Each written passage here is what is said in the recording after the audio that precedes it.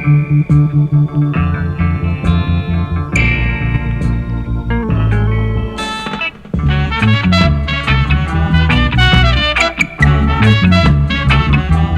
did you get into the music, and what bands were you working with?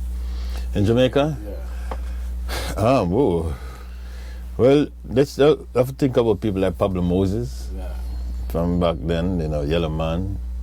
With a toured and Pablo Moses, Sugar Minot, Yeah. from back You then. toured with the Great Sugar Minot too? Oh my gosh. I didn't know that. Yeah. We have to have a different thing about Sugar Minot, I mean, you can't tell it too, Yeah, because Sugar Minot is on the album, the Kingston, Yeah, I know. right. So we recorded like about 80 songs. Sugar Minot used to be like a part of the household. But like, why Sugar Minot don't get credit? Because he's like a great, great, great icon. But he kind of, it's like you really have to know about the music to know about Sugar Minot, Yeah, He must we have need been to the do, we artist need for real. We need to do something about that. Yeah. Something definitely need, because he's a main figure in the music industry in Jamaica in terms of Was it like from Tony Rebel and all of them things. Yeah. Oh my gosh, Garnet Silk, all of them guys came through that youth promotion thing. Yeah. But we need to do a special on Sugar Man. I know Kamosita worked there and come out in Jamaica too back in the early days and stuff like that. But that was mostly a hotel. I played in the hotel circuit for a while. Cabaret type vibe? Right, I Yeah. played the bass in the bands in the hotel. So that gave me a good, solid foundation. Like, how did you get the skill on the bass? Where did that start from? Well, I have to credit a bunch of people, Yeah. Yeah, people like Derek Barnett, we have to give much credit to. There's a percussionist called Junior Wedderburn, great musician. And then, even Andy too, who came around at the time early too. But then there's Cedric Brooks, which was the main, which is really the real foundation of musical discipline. All these people I talked to, they have the same story. They all have experience with great musicians. Yeah, you have to. Yeah. You have to expose yourself to good quality music and musician, and then you aspire. How'd you link up with Cedric Brooks? That's interesting. So, my quick story is, I used to live in this house, and the owner for the house went to Portland and brought the 10 drummers, found them, and brought them to Kingston in the yard where we lived in, and there was all these drums just playing 24 hours a day. 'Cause, at some point. That's the man thing, Bingy thing, or they were just drum players? They were drummers. They were just them coming out, everything. They were just the whole works, and I would just pass them all the time on the veranda, go about my business. And one day, one Junior Wedderburn stop and say, "Yo, you just walk past us like that all the time. Sit down, man," and that was it. I became a drummer,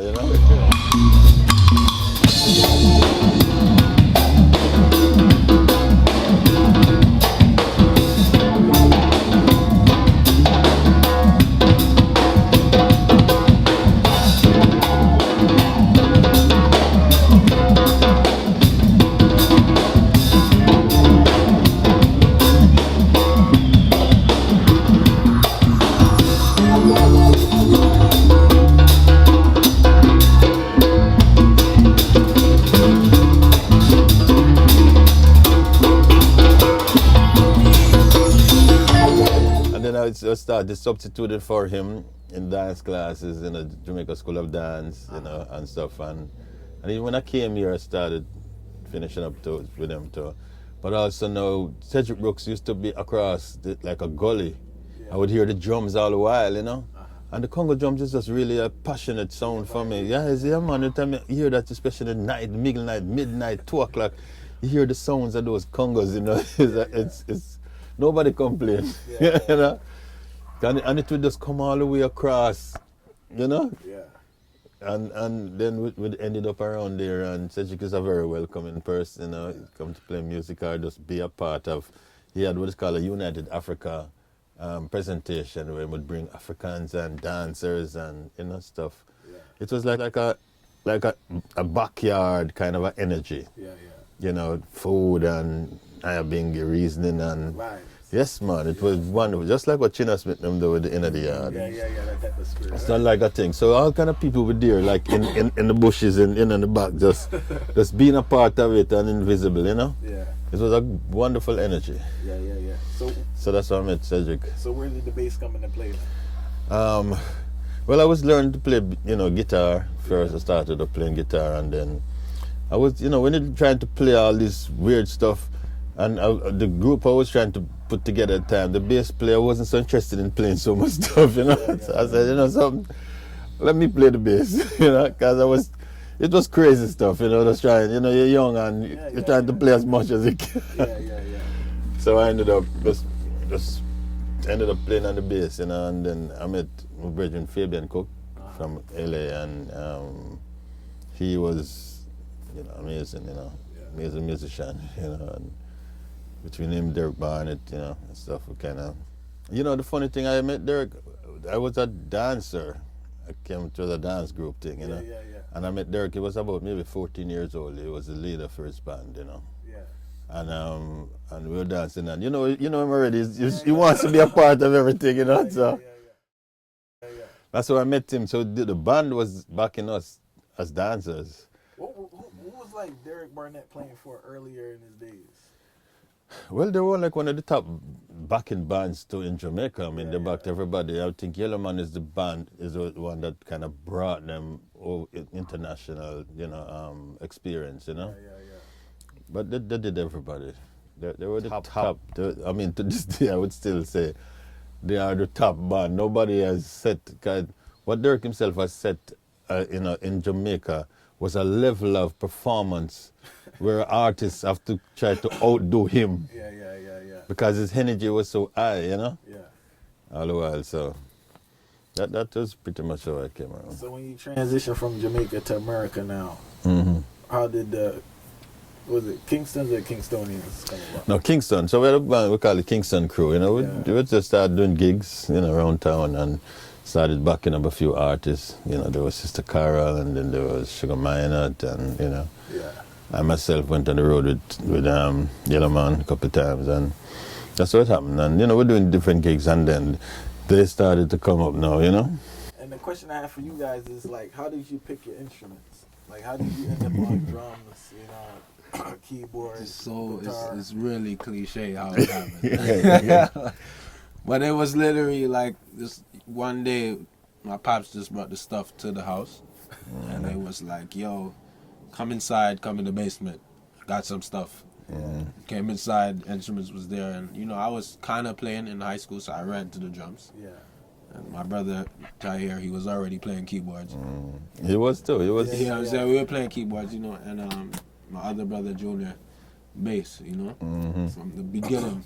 But how did they learn? Because I know you play percussions, bass, and what else you play? A little bit, a double. Enough to get it. He was the teacher. In terms of that day, it was like we were kind of musically inclined because of piano rehearsal and our pops always playing music. So and we loved music, period. So it was like we weren't just oblivious to music. We were playing in kind of high school, different instruments. My first instrument was trombone. Weird, but that was the first instrument. I sent him home with it. I sent him back to school. You said no trombone, saxophone. But I have a great respect for trombone, though. Don't get me wrong, but at first, see him coming home with this trombone. I said, no, you want to be a saxophone player. All right, you guys grew up in Brooklyn, right? So I know you had the reggae in the house, but you must have had the hip-hop influence. Not really. Not really. No. So it was reggae you was dealing with for the most part. Reggae and R&B. Reggae and R&B, right? All right, then. So when you started playing the music, did you ever want to dabble in R&B, or is just reggae you wanted to deal with? I mean, at the time it was, honestly, that's not what we learned to play first. Our pops, it was all about music. So we learned Earth, Wind and Fire, Bob Marley, The Whispers, Dennis Brown. Like it was everything. It was never just reggae. Learn to play music. That's what our pops taught us, regardless. So the foundation had that versatility. Right. I got that from being in the hotels, playing in Jamaica, playing in American top 40 stuff. Yeah. Make that transition to do more of your actual performing and go to the West Coast. Yes, sir. Oh, that looked like a direct question. I mean,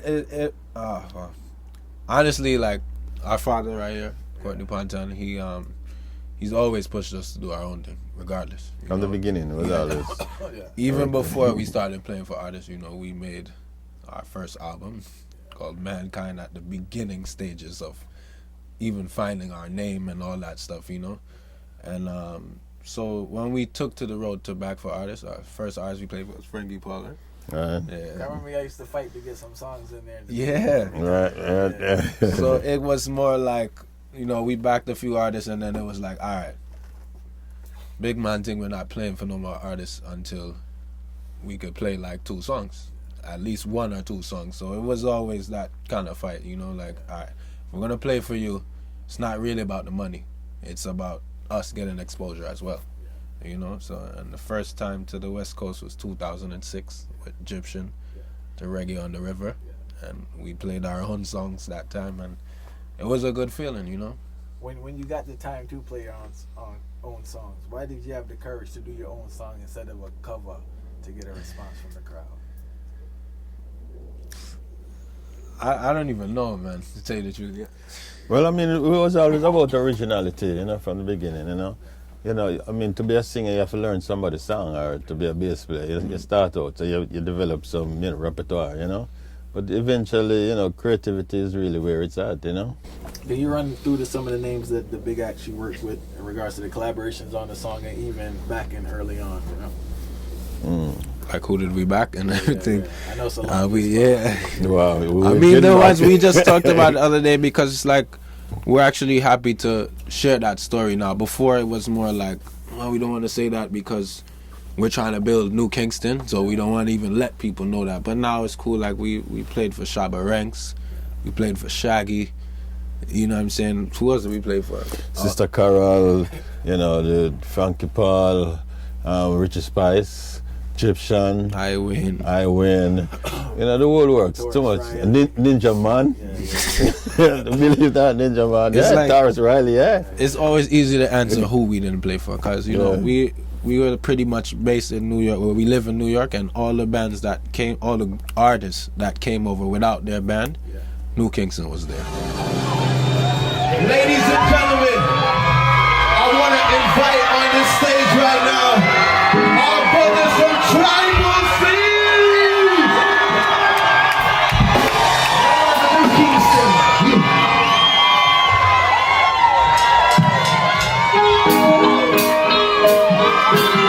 Make some noise, girls!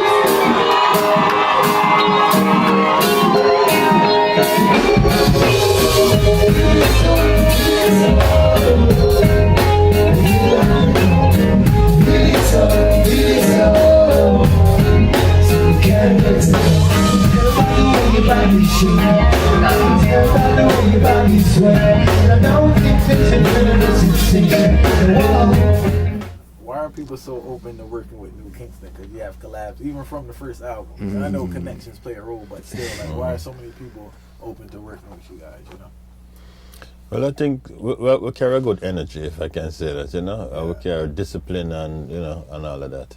So I find that from my experience coming through the music, I had discipline, I had discipline and professionalism, we pass it on.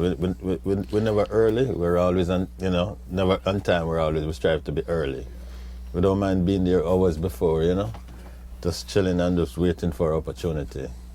So people like that.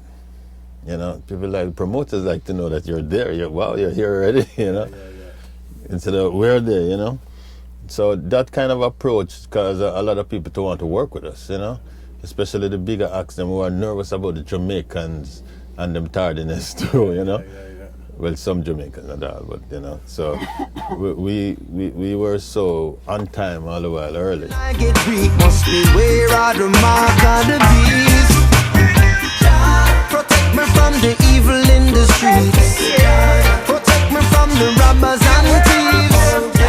I'm begging for some strength when I get weak. Must be where I the mark of the beast. They try to clip up branches, but them can't kill the roots. Life can be a struggle, so we're off it is your youth. Don't give me the drugs to juggle, don't give me the guns to shoot. And like, what would you tell people, because you guys have, like, you know, you guys have, I spoke about the grind earlier, but you have a resilience, man. Like, you keep fighting and you staying in there, you know, and you keep renewing yourself. And I've seen the development, like I've seen and like, you guys really, like, you just keep staying in there and keep growing. Like, what advice would you give people that kind of, not just even with music, just with life, you know, they try stuff and they kind of get hard and they give up and all these excuses, and like, what would you tell them to, like, continue to just stay focused and keep fighting, you know, and just keep staying in there? Well, me personally, it depends on what you want to do with your life. You know, some people are weak-minded, and some people are strong-minded. You know, so and weak-minded, I don't mean it in a disrespectful way. I mean it in terms of what you want to do with your life. What do you see for your future? And be persistent. You know what I'm saying? Whatever you have, feel confident in what you have. Commit to what you have, and go out there, hit the road. There's a lot of opportunities out there that people are sometimes afraid to go get there. You know, and New Kingston, we see I feel like New Kingston, we can inspire people to keep going. So no matter what happens to New Kingston, if we keep going, some people will look at just like you and say, yo, they never stopping. I said, nah, we're not stopping because we have a mission. You know, we when you realize what you want to do, a lot of people don't really realize what they want to do with life. So when you really find that, it's like, all right, we got to keep doing this, because you don't know who you can affect. I've seen fans have came up to me and just say, yo, don't stop. And that's just for you, I won't stop. Because I understand that this is changing your life, that we're doing this, because as a family, it's even different for us. We're at another level in terms of we're family out here. You know what I'm saying? Even what we're pushing is family. This is our father. He could be doing anything else right now, but he's here with his youth them. Right now we're doing music. One guy in Montana, we did a show in Billings, Montana. And this black guy, he came out straight up and he said, yo, I only came here because it said a father and his 3 sons. He's American. He doesn't even listen to reggae. He came out just to ask me after the show, is this really a father? And I said, yeah, it's my father. Right? Like, you know, and that made me realize how special. Thank you so much for watching I Never Knew TV. Please subscribe, comment, like, share.